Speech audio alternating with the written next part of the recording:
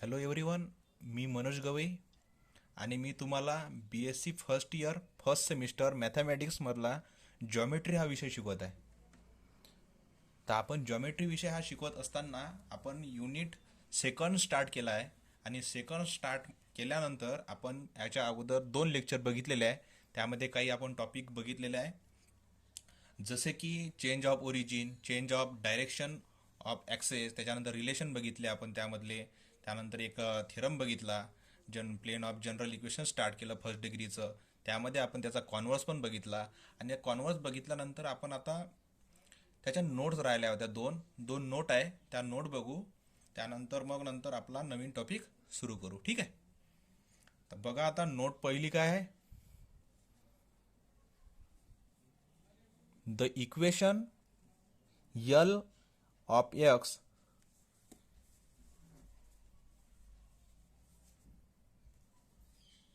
Plus M Y plus N Z equals to P is called the normal form of the equation of the plane.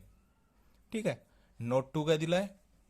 The plane whose equation is ax plus by plus cz plus d equals to 0 is referred to as ax plus by plus cz plus d equals to 0 itself. That is, we often refer to an equation of the plane itself as the plane. Okay, हे 2 note आहे, या 2 important notes आहे, ह्या तुम्ही लक्षात ठेवा. ठीक आहे, आता आपण नवीन टॉपिक बघू. ठीक आहे, चला ठीक आहे, आता बघू आपण नवीन टॉपिक काय आहे. ठीक आहे, टॉपिकचं नाव काय आहे. The transformation to the normal form. Transformation to the normal form. ठीक आहे. To transform the equation A X plus B Y plus C Z plus D equals to 0 A square plus B square plus C square. Condition काय दिलं आहे, A square plus B square plus C square not equals to 0 हे असलं पाहिजे. To the normal form L X plus M Y plus N Z equals to P आपल्याला prove करायचं. ठीक आहे, बघू आता आपण. As this two equation represent the same plane, we have minus D upon P equals to A upon L equals to B upon M equals to C upon N equals to plus minus रूटमध्ये A square plus B square plus C square divided by रूटमध्ये L square plus M square plus N square equals to काय येईल, plus minus रूटमध्ये A square plus B square plus C square. का बरं आलं हे असं, कारण की काय होते, L square plus M square plus N square आपल्याला माहीत आहे याची व्हॅल्यू काय आहे 1 आणि रूट 1 इक्वल्स टू काय होते 1, म्हणून इथे खाली काही आलं नाही. ठीक आहे, म्हणून प्लस मायनस रूटमध्ये A square plus B square plus C square हे आलं. ठीक आहे, thus D upon P equals to plus minus root A square plus B square plus C square हे आल्यावर यास P according to our convention is always positive. as our convention is always positive, we shall take positive or negative sign with the radical according as d is negative or positive. Thus if d be positive, we have, आपण जर आता positive घेतला d तर काय येईल हे बघू आपण.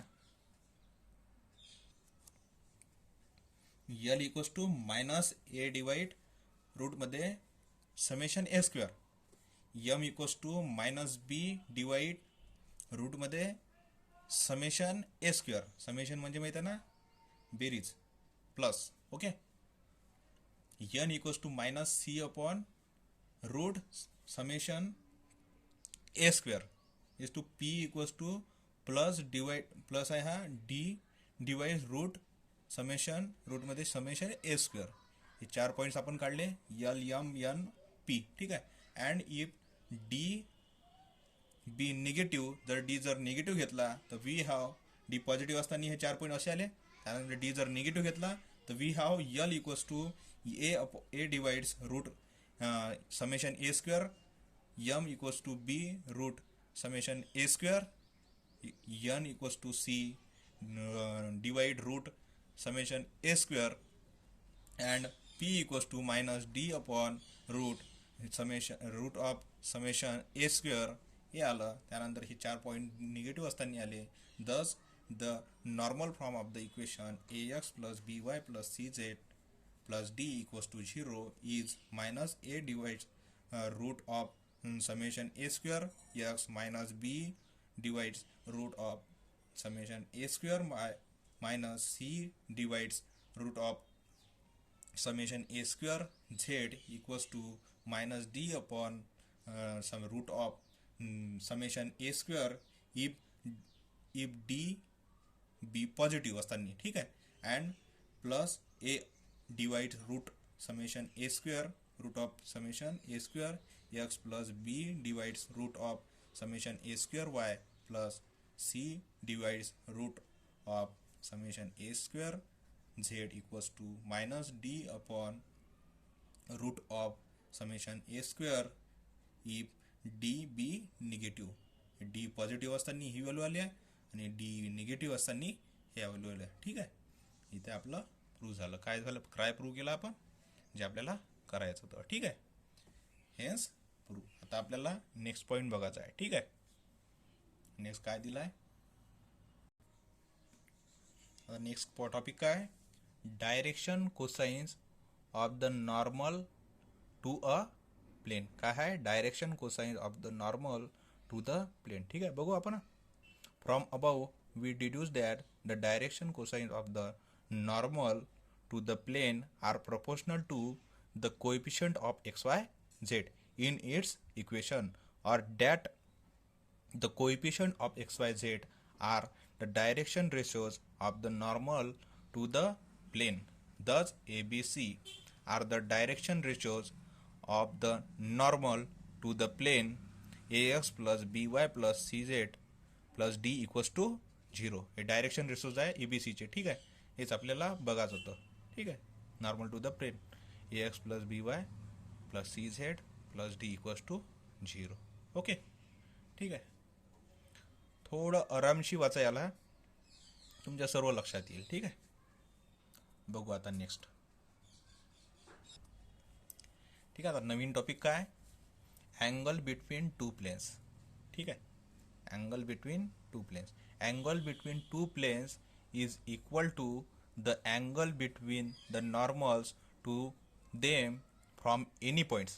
It follows that the angle between the two planes ax plus by plus cz plus d equals to 0, a1x plus b1y plus c1z plus d1 equals to 0, being equal to the angle between the lines with the ratios ABC is to A1 B1 C1.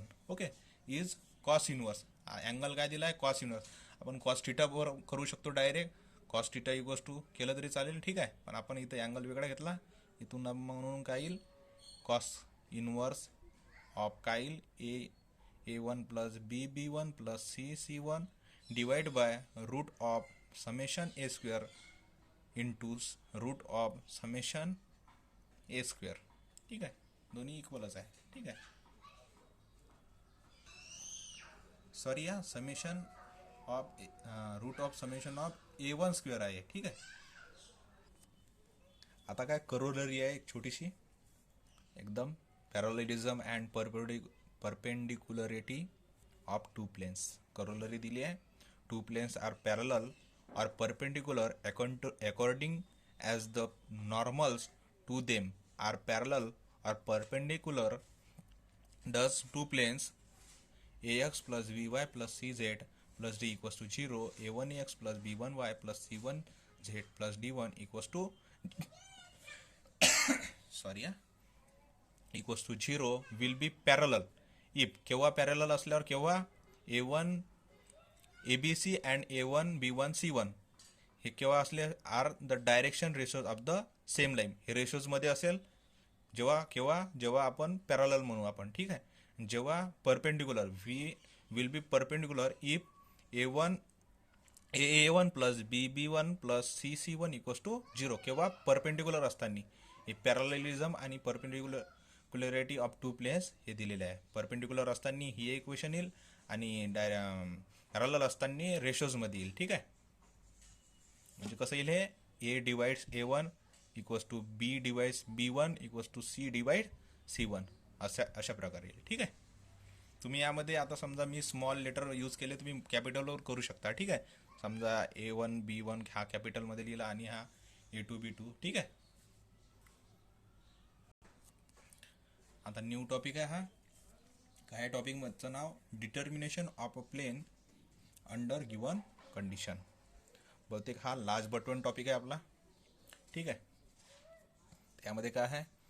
The general equation ax plus by plus cz plus d equals to 0 of a plane contains three arbitrary constant. किती? 3. Ratios of the coefficient a b c d. Okay, and therefore a plane can be found to satisfy three condition each giving rise to only one relation between the constants. The three constant can then be determined from the three resulting relations. We give below a few sets of condition which determine a plane. या determination प्लेनमध्ये आपल्याला 3 condition बघायचे आहे. ज्या 3 कंडिशनवर आपण determination of plane under given condition बघू शकू. ठीक आहे. तर पहिली काय आहे? Passing through 3 non collinear points. कोणते? Non collinear. आता कोलिनियर माहीतच आहे तुम्हाला, तसेच 3 नॉन कोलिनियर पॉईंट्स असतील. Passing through 3 non collinear points. Second point कोणता आहे? Passing through 2 given points and perpendicular to given plane. Passing through 2 given points and perpendicular to a given plane. हा दुसरा पॉईंट झाला. त्यानंतर तिसरा काय आहे? Passing through a given point and perpendicular to 2 given plane. इथं अ गिवन प्लेन होता, इथं 2 गिवन प्लेन आहे. म्हणजे इथं 1 होता आणि इथं 2 आहे. ठीक आहे. हे डिटर्मिनेशन झालं. आता आपण याचीच करोलरी आहे, जो की आपला लास्ट टॉपिक आहे. ठीक आहे. त्याचं नाव आहे intercept from of the equation of the plane. यावर एक्झाम्पल खूप आपलेले आहे. ठीक आहे. सर्वात जास्त एक्झाम्पल आपण याचेच बघू आणि खूप इझी आहे. ठीक आहे. ठीक आहे. स्टार्ट करायचं मग आता. ठीक आहे. To find the equation of a plane in terms of the intercepts a b c which it makes on the axis. The intercept of a plane on any coordinates axis is the distance of the point where the plane meets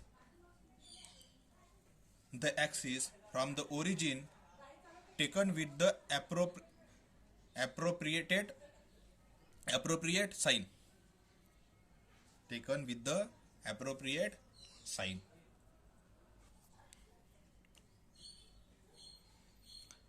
We of course suppose here that the plane does not pass through the origin, so that none of ABC is 0. Okay. Let the origin of the plane be capital AX plus capital BY plus capital CZ plus capital D equals to 0. Equation 1. The plane not passing through the origin, we have capital D not equals to 0. Not passing है तो not equals to D equals to 0. The points A00 plus comma OB 0B0 00C lying on the plane of 1. We have small a capital A plus capital D equals to 0 implies minus capital A divides capital D equals to 1 upon small a. Okay. Small b into capital B plus capital D equals to 0 implies minus of capital B divides capital D equals to 1 upon small b. Small c into capital C plus capital D equals to 0 implies minus of capital C divides capital D equals to 1 upon small c. The equation 1 can be rewritten as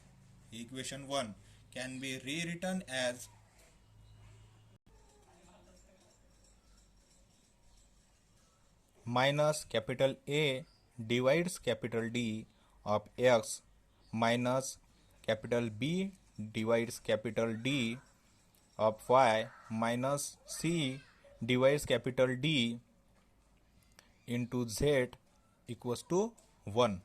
So that after substitution we obtain capital X.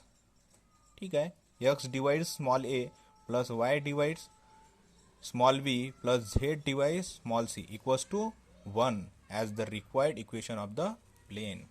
हेच equation of the plain आहे. ठीक आहे, इथे आपला unit संपला. पूर्ण total जेवढे पण आपल्याला पॉईंट बघायचे होते आपण सर्व टोटल पॉईंट्स बघितले. आता आपण यातले काही एक्झाम्पल बघू जे की इम्पॉर्टंट आहे.